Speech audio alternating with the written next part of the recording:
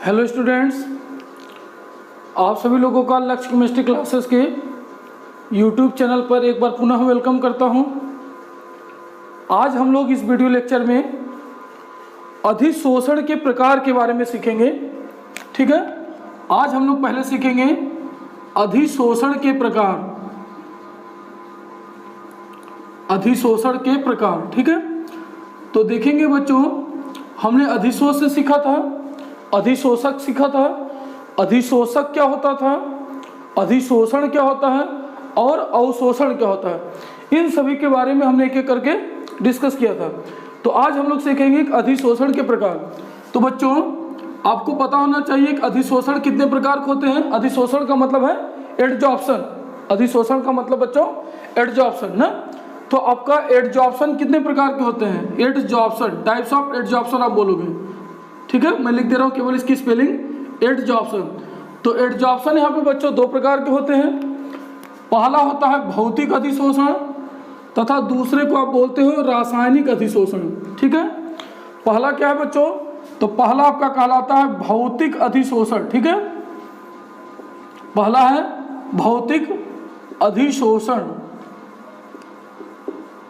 दूसरा है बच्चों, सेकंड है आपका रासायनिक अधिशोषण।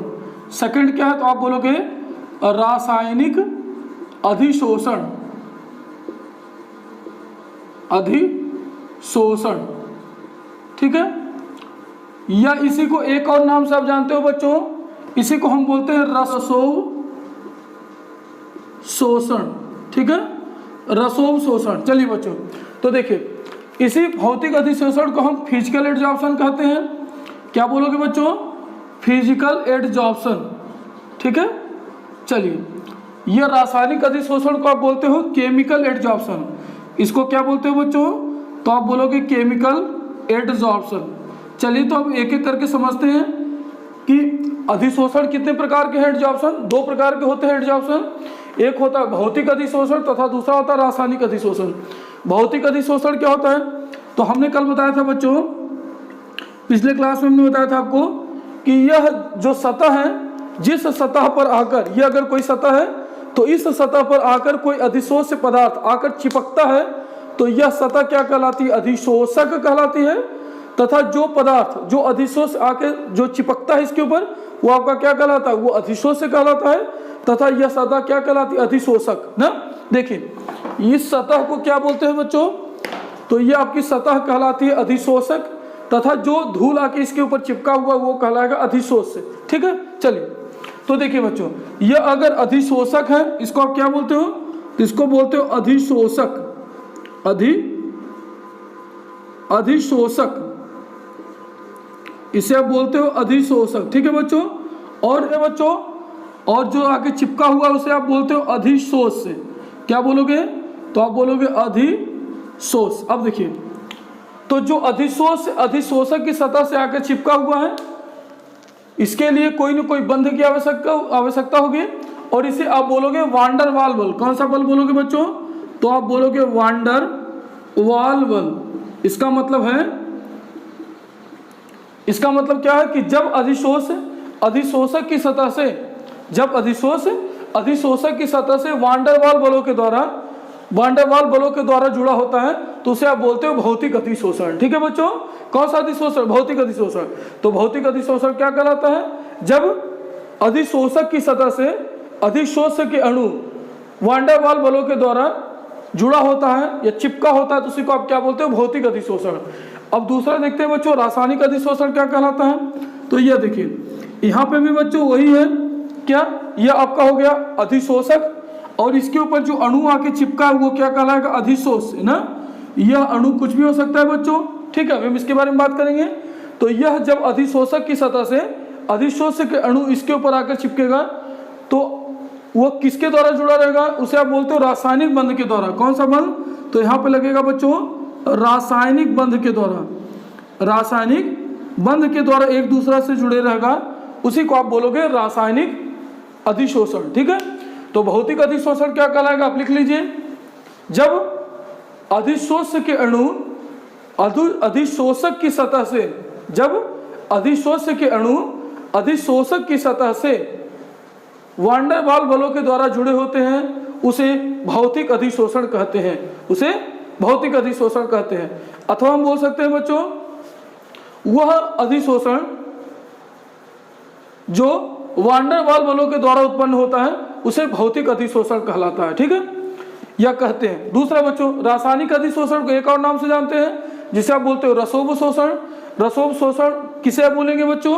तो आप बोलोगे जब अधिशोष्य के अणु अधिशोषक की सतह से, जब अधिशोष्य के अणु अधिशोषक की सतह से रासायनिक बंधों के द्वारा जुड़ा होता है तो वही कहलाता है आपका रासायनिक अधिशोषण, ठीक है। चलिए इसके एग्जांपल्स की बात करते हैं। जैसे आप किसी चौक को क्या करते हो बच्चों? इंक में डिप करते हो, तो इंक में जब आप डुबोते हो तो किसकी द्वारा जुड़ता है? तो वहां पे जो बल लगता है उसे आप बोलते हो वांडर वाल बल, ठीक है। बहुत आसान बंध होता है, बहुत दुर्बल बंध होता है, उसे आप बोलते हो वांडर वाल बंध, ठीक है। दूसरा बच्चों अगर सपोज करो कि यहाँ पे ये आयरन था, ये किसका है बच्चों? ये जो अधिशोषक है वो आयरन है। चलिए मैं लिख देता हूँ, यह आयरन है। क्या है बच्चों? आयरन, लोहा। और इस पे ऑक्सीजन आके जुड़ गया, ऑक्सीजन आके जुड़ गया, तो ऑक्सीजन जब जुड़ा तो क्या बनाएगा बच्चों? यह बना लेता है Fe2O3 आयरन ऑक्साइड, Fe2O3। तो यह जो Fe2O3 बना बच्चों, यह किसके द्वारा बना? रासायनिक बंध के द्वारा। किसके द्वारा? रासायनिक बंध के द्वारा जुड़ा, इसलिए इसे आप बोलोगे रासायनिक अधिशोषण या फिर बोलोगे रसोब शोषण। आए बात समझिए। चलिए तो यहाँ तक बात हो गई अधिशोषण के प्रकार। चलिए अब मैं इसको इरेज करता हूँ, आप लोग पहले नोट कर लीजिए इतना, ठीक है। चलिए तो अब हम देखते हैं बच्चों एग्जाम्पल्स जरा बताइए तो भौतिक अधिशोषण तथा रासायनिक अधिशोषण के। भौतिक अधिशोषण का कोई एग्जाम्पल हमने जैसे बताया कि जब हम किसी चौक को डिप करते हैं या किसी स्पंज को आप क्या करते थे बच्चों? डिप करते हो पानी के अंदर, तो उसमें कौन सा अधिशोषण हो रहा है? कौन सा अधिशोषण हो रहा है बताइए? उसमें कौन सा अधिशोषण होगा? अगर आप किसी स्पंज को पानी के अंदर डिप करोगे तो कौन सा अधिशोषण होगा? वहां पे अधिशोषण नहीं होगा, वहां पे क्या होगा बच्चों? वहां पे अवशोषण होगा, क्योंकि पूरी तरह से क्या होता है वो बल्क के अंदर चला जाता है, तो इसलिए उसका अवशोषण होगा। आए बात समझे ना? चलिए अब बताइए, अगर किसी चौक को आप किसी रंग में डिप करते हो तो चौक रंगीन हो जाता है। क्या हो जाता है? वो चौक रंगीन हो जाता है। तो वह किसकी वजह से हुआ? तो वो वांडर वाल बलों के द्वारा होता है, जिसके वजह से आप बोलते हो कि उसमें भौतिक अधिशोषण हो रहा है। दूसरा रासायनिक अधिशोषण हमने बताया था।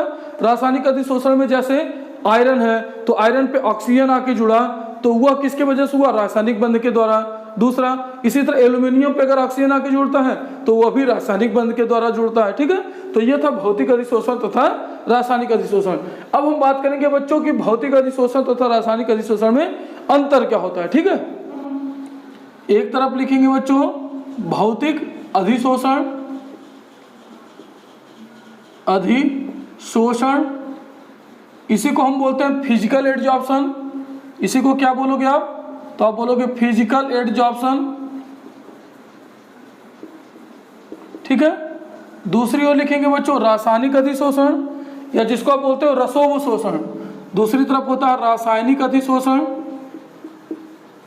रासायनिक अधिशोषण, या इसी को आप बोलते हो रसोब शोषण। क्या बोलोगे?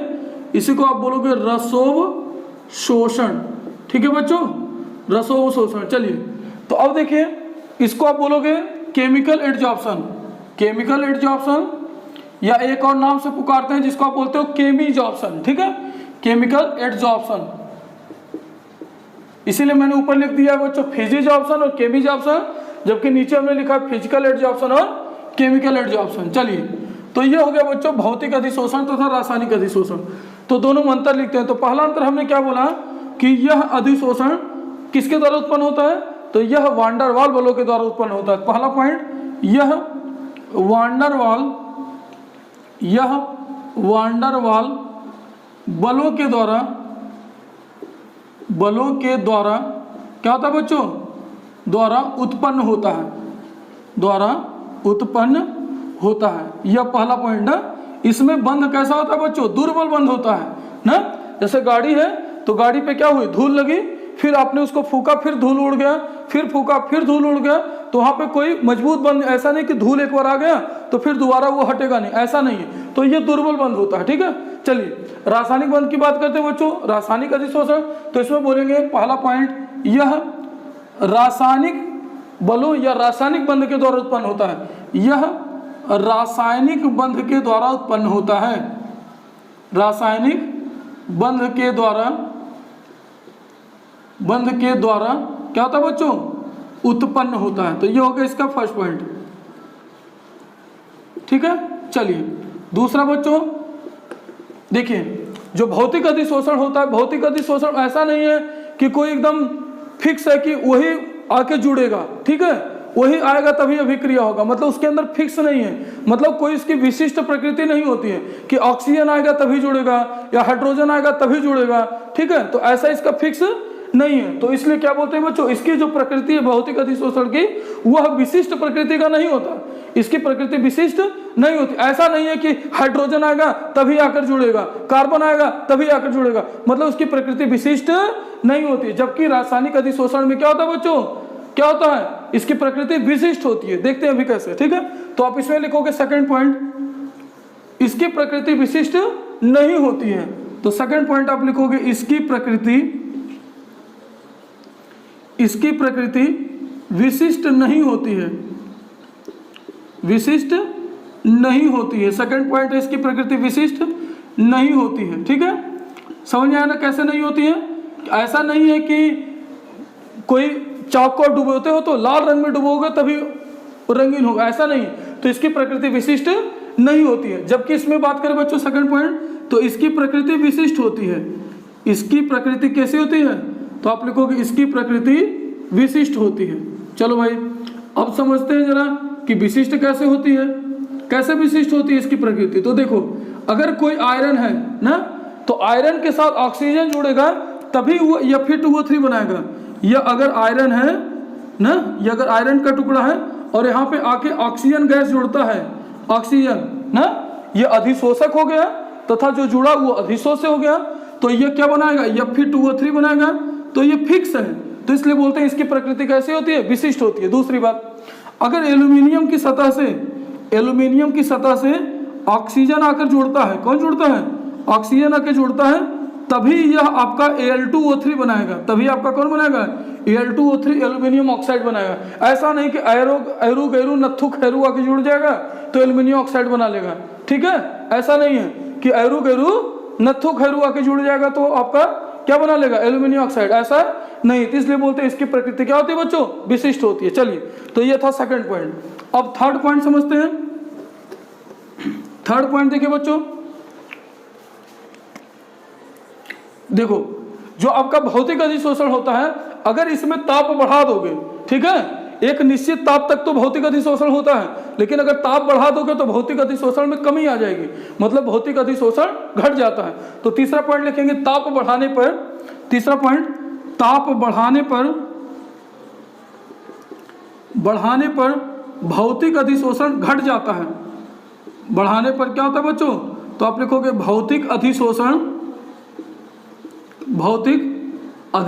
क्या होता है, तो भौतिक अधिशोषण घट जाता है, ठीक है। चलिए, जबकि अगर हम इसमें बात करें बच्चों, तीसरा पॉइंट, रासायनिक अधिशोषण में अगर ताप बढ़ाएंगे, इसके लिए अधिक ताप की आवश्यकता होती है, ठीक है। रासायनिक अधिशोषण के लिए अधिक ताप की आवश्यकता होती है, तो इसलिए हम बोलेंगे बच्चों कि जितना ज्यादा ताप बढ़ाते जाएंगे तो ताप बढ़ाने से क्या होता है, रासायनिक अधिशोषण बढ़ता है। तो तीसरा पॉइंट, ताप बढ़ाने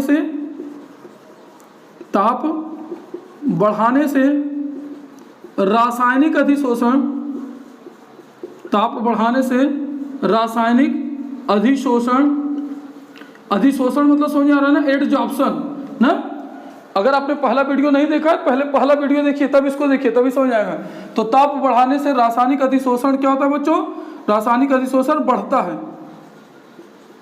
रासायनिक अधिशोषण क्या होता है बच्चों, बढ़ता है ताप बढ़ाने से, ठीक है। तो ये था इसका तीसरा पॉइंट। अब देखिए बच्चों फोर्थ पॉइंट देखिए, ये समझ आया ना। तो ताप बढ़ा दोगे तो रासायनिक अधिशोषण बढ़ेगा, परंतु जैसे ही भौतिक अधिशोषण में ताप बढ़ाओगे तो ये क्या होता है बच्चों, घट जाता है, भौतिक अधिशोषण घट जाता है। ये था तीसरा पॉइंट। चौथा पॉइंट देखो, भौतिक अधिशोषण में क्या होता है, जैसे किसी वस्तु पे धूल जमा, आपने फूका, फिर धूल खत्म हो गया, फिर फूका, फिर धूल खत्म हुआ, फिर फूका, फिर धूल खत्म हुआ, फिर जमा हुआ, फिर फूका, फिर धूल खत्म हो गया। इसका मतलब है कि जो आपका भौतिक अधिशोषण होता है यह उत्क्रमणीय होता है। कैसा होता है? उत्क्रमणीय, रिवर्सिबल नेचर का होता है, जबकि आपका रासायनिक अधिशोषण अनुत्क्रमणीय होता है। तो लिखेंगे बच्चों भौतिक अधिशोषण, भौतिक अधिशोषण,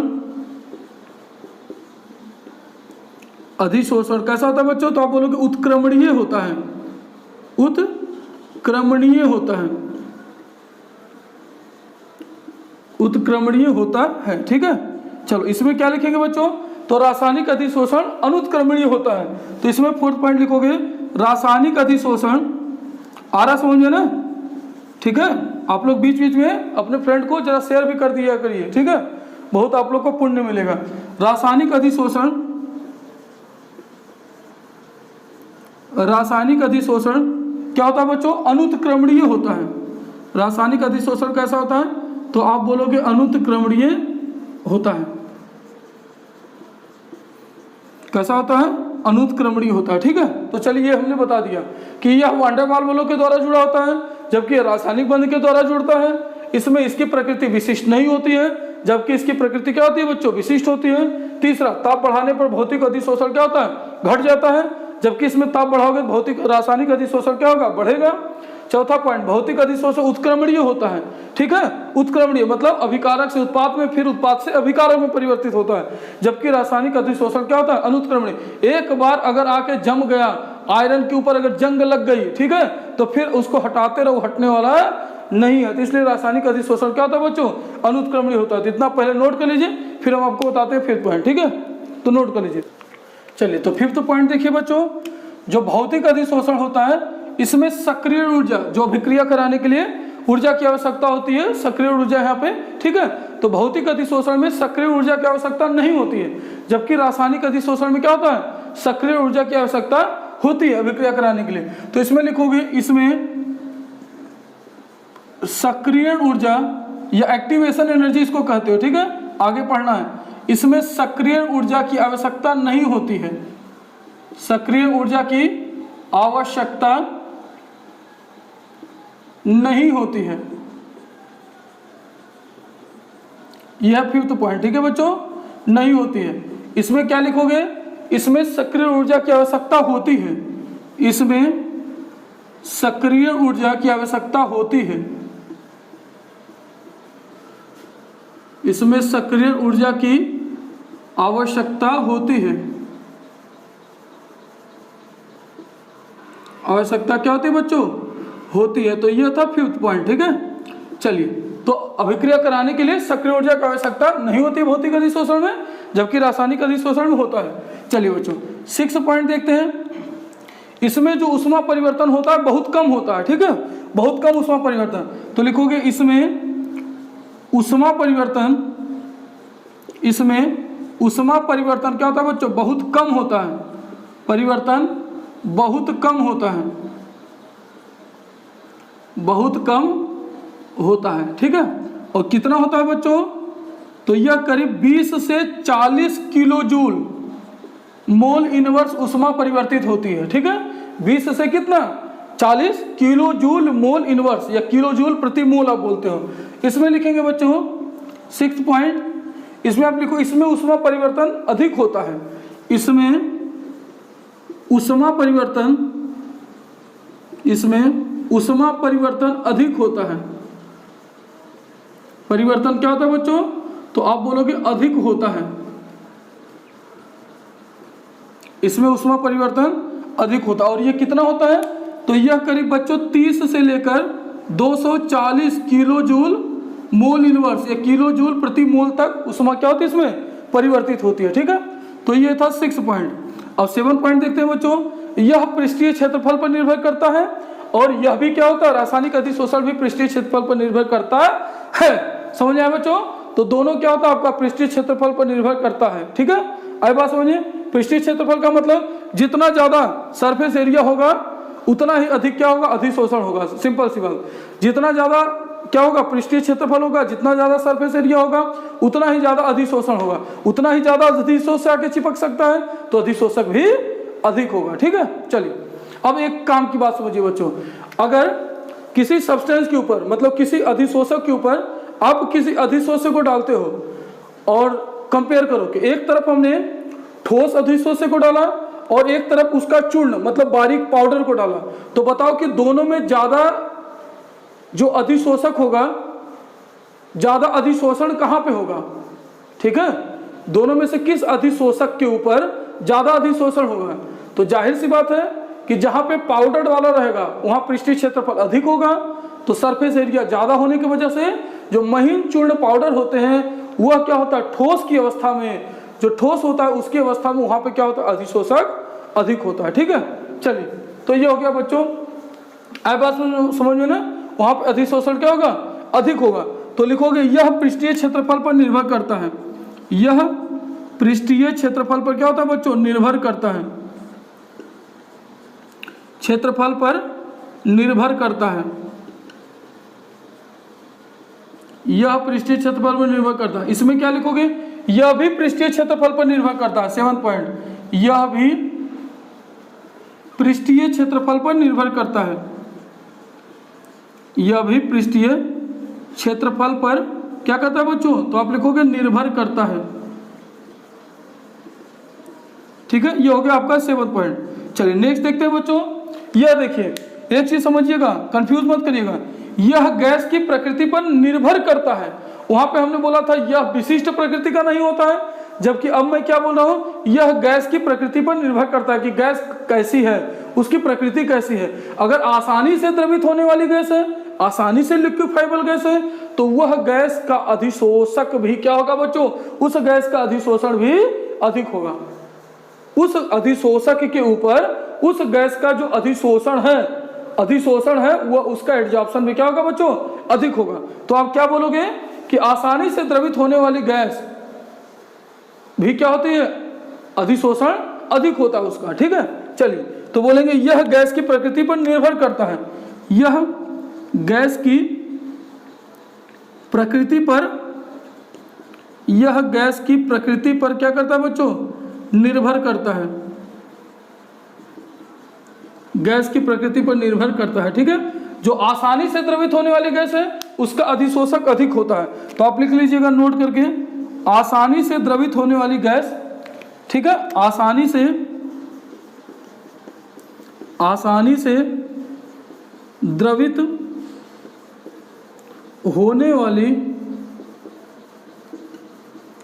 होने वाली गैस का अधिशोषण, गैस का अधिशोषण क्या होता है बच्चों, अधिक होता है, अधिशोषण क्या होता है, अधिक होता है। ठीक है, यहाँ पे बच्चों यह भी गैस की प्रकृति पर निर्भर करता है, जो गैस रासायनिक बंध अच्छे से बनाएगा उसके साथ अधिशोषण भी क्या होगा, अधिक होगा, अच्छा अधिशोषण होगा। ठीक है, तो चलिए इसमें क्या लिखेंगे, यह भी गैस की प्रकृति पर निर्भर करता है ना, तो 8th पॉइंट आप लिखोगे यह भी गैस की प्रकृति पर निर्भर करता है। किसकी प्रकृति पर, गैस की प्रकृति पर क्या करता है बच्चों, निर्भर करता है। मतलब जो गैस अच्छे से उसके साथ रासायनिक बंध बनाएगी, मतलब एल्यूमिनियम के साथ ऑक्सीजन अच्छे से बंध बनाता है इसलिए एल्यूमिनियम ऑक्साइड बन पाता है, मतलब वहां पे अधिशोषण क्या होता है बच्चों, अधिक होता है। तो यह भी गैस की प्रकृति पर निर्भर करता है ना, जो गैस क्या होता है, अच्छे से बंध बना लेता है, रासायनिक बंध अच्छे से बनाएगा, उसका अधिशोषण भी अधिशोषक की सतह से अधिक होगा। चलिए, तो ये हो गई बात भौतिक अधिशोषण तथा रासायनिक। हमने क्या बोला, इसमें सक्रिय ऊर्जा की आवश्यकता नहीं होती है, अभिक्रिया को कराने के लिए ऐसा नहीं कि धूल को जमाने के लिए कोई एनर्जी देना पड़ेगा, ऐसा नहीं है। इसमें क्या है, जबकि इसमें सक्रिय ऊर्जा की आवश्यकता पड़ती है, एक्टिवेशन एनर्जी जरूरत होता है, इसके बारे में हम डिटेल में आगे बात करेंगे। ठीक है, चलिए, इसमें ऊष्मा परिवर्तन बहुत कम होता है, ऊष्मा जो मुक्त होती है बहुत कम होती है, कितना, करीब 20 से 40 किलो जूल मोल इनवर्स ऊष्मा, जबकि इसमें ऊष्मा परिवर्तन क्या होता है बच्चों, अधिक होता है, कितना, करीब 240 किलो जूल मोल इनवर्स तक, या किलो जूल प्रति मोल। यहाँ देखिए, यह पृष्ठीय क्षेत्रफल पर निर्भर करता है और यह भी पृष्ठीय क्षेत्रफल पर निर्भर करता है, यह भी किस पर निर्भर करता है, पृष्ठीय क्षेत्रफल पर। और काम की बात हमने क्या बोला कि अगर प्रश्न आए कि ठोस की तुलना में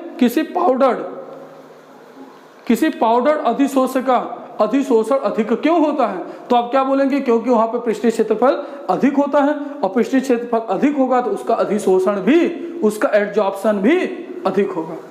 चलिए नेक्स्ट पॉइंट बच्चों, यह गैस की प्रकृति पर निर्भर करता है। भाई जो गैस आसानी से द्रवित होने वाली है, जैसे HCl लिख लो, जैसे अमोनिया लिख लो, जैसे CO2 लिख लो, ठीक है, तो ये सब क्या है? गैस आसानी से द्रवित होगी, और जो आसानी से द्रवित होगी उसका अधिशोषण भी अधिक होगा। क्या होगा? अधिक होगा। जबकि इसमें क्या बात करेंगे? यह भी गैस की प्रकृति पर निर्भर करता है, लेकिन यहाँ द्रवित से मतलब नहीं है, यहाँ द्रवित से मतलब नहीं है, यहाँ किससे मतलब है? जिन गैस का रासायनिक बंध अच्छे से बन पाएगा उस अधिशोषक की सतह से उसका अधिशोषण क्या होगा बच्चों? अधिक होगा। ठीक है, तो यहाँ तक आप पहले नोट कर लीजिए, फिर हम आगे बताते हैं। ठीक, चलिए बच्चों, तो अब हम भौतिक तथा रासायनिक अधिशोषण के अभिलक्षण कुछ कैरेक्टर्स के बारे में यहाँ पे बात करेंगे। ठीक है, मैं आपको लिखवाऊंगा नहीं, बस आपको समझा दूंगा। देखिए, तो अभिलक्षण की जब हम बात करते हैं बच्चों, तो दोनों का करेंगे। एक तरफ लिख लेंगे भौतिक अधिशोषण, किसका? भौतिक अधिशोषण। और जब भौतिक अधिशोषण लिख लेंगे बच्चों, फिर उसके नीचे हम लिखेंगे रासायनिक अधिशोषण। ठीक है, तो पहले किसकी बात करेंगे? भौतिक अधिशोषण की। देखिए, इसके एक एक कैरेक्टर्स की पहले बात कर लेते हैं, फिर हम बात करेंगे रासायनिक अधिशोषण। भौतिक अधिशोषण में अगर विशिष्टता की बात की जाए बच्चों, तो इसमें कोई विशिष्टता नहीं होता। ठीक है, कोई कंडीशंस नहीं होती स्पेशल। मतलब जो भौतिक अधिशोषण होता है वह क्या होता है? वह विशिष्टता की प्रकृति पर निर्भर नहीं करता है। कौन? भौतिक अधिशोषण। तो यह उसकी प्रकृति पर निर्भर नहीं करता, पहली बात। दूसरा, अगर उत्क्रमणीयता की बात करें बच्चों, उत्क्रमणीयता की प्रवृत्ति की बात करें, तो भौतिक अधिशोषण में उत्क्रमणीयता क्या होती है? मतलब भौतिक अधिशोषण कैसा होता है? उत्क्रमणीय प्रकृति का होता है। ठीक है, चलिए। तीसरा, पृष्ठीय क्षेत्रफल। आपको पता है बच्चों कि भौतिक अधिशोषण भी पृष्ठीय क्षेत्रफल पर निर्भर करता है। सरफेस एरिया ज्यादा होगा तो अधिशोषण भी ज्यादा होगा, जाहिर सी बात है। ठीक है, चलिए अगला बच्चों, अधिशोषण की एंथैल्पी। आपको पता है इसमें जो एंथैल्पी परिवर्तन होता है, ऊष्मा परिवर्तन होता है, उसका मान बहुत कम होता है, बहुत कम। और वो कितना होता है? करीब 20 से 40 किलो जूल प्रति मोल होता है, या इसी को आप बोलते हो मोल इनवर्स होता है। ठीक है, तो यह हमने बात किया बच्चों किसके बारे में? भौतिक अधिशोषण के अभिलक्षण के बारे में। ठीक है, अब हम इसके नीचे आप हेडिंग डालिएगा रासायनिक अधिशोषण। क्या हेडिंग डालिएगा बच्चों? रासायनिक अधिशोषण। और यहीं पे हम इसके बारे में बता देते हैं कि रासायनिक अधिशोषण में क्या होगा। रासायनिक अधिशोषण, ठीक है। चलिए, तो अगर विशिष्टता की कमी की बात की जाए तो यहाँ पे विशिष्टता की कमी नहीं होती बच्चों, विशिष्टता का गुण होता है इसके पास। इसके पास किसका गुण होता है? तो विशिष्टता का गुण होता है। मतलब जो आपका रासायनिक अधिशोषण होता है उसमें विशिष्टता की प्रकृति पाई जाती है, पहली बात। दूसरा, यहाँ पे जो उत्क्रमणीयता है बच्चों, यहाँ पे अनुत्क्रमणीयता होती है। क्या होती है? अनुत्क्रमणीयता का गुण इसके पास पाया जाता है। किसका गुण? अनुत्क्रमणीयता का गुण, मतलब ये अनुत्क्रमणीय प्रकृति का होता है। तीसरा, पृष्ठीय क्षेत्रफल की बात करें बच्चों, तो यह भी मतलब रासायनिक अधिशोषण भी पृष्ठीय क्षेत्रफल पर क्या करता है? निर्भर करता है। जितना अधिक पृष्ठीय क्षेत्रफल होगा उतना अधिक अधिशोषण होगा। चौथा पॉइंट, अधिशोषण की एंथैल्पी की बात करें, चौथा पॉइंट है बच्चों एंथैल्पी परिवर्तन ना, एंथैल्पी परिवर्तन। अगर इसके एंथैल्पी की बात करें बच्चों तो इसका एंथैल्पी का मान अधिक होता है।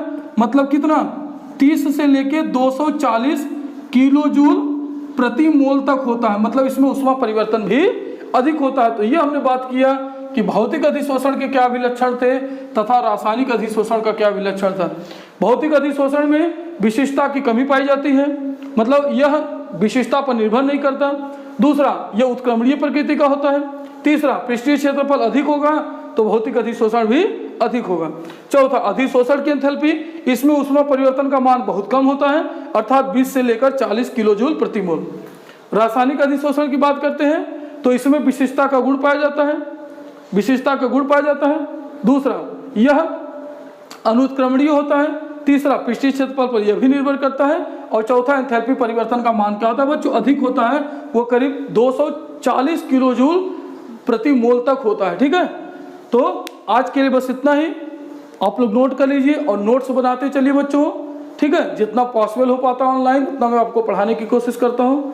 ठीक है, हमने कल भी वीडियो बनाया था बट वो किसी तरह से करप्ट हो गया, तो आज हमने फिर से इसी को बनाया है। ठीक है, चलिए, तो आप लोग का अगर इतना आप लोग वीडियो देखे हैं तो आप लोगों का बहुत बहुत धन्यवाद। और आपसे रिक्वेस्ट है कि पूरा वीडियो देखिए, आपको जरूर कुछ ना कुछ समझ में आएगा।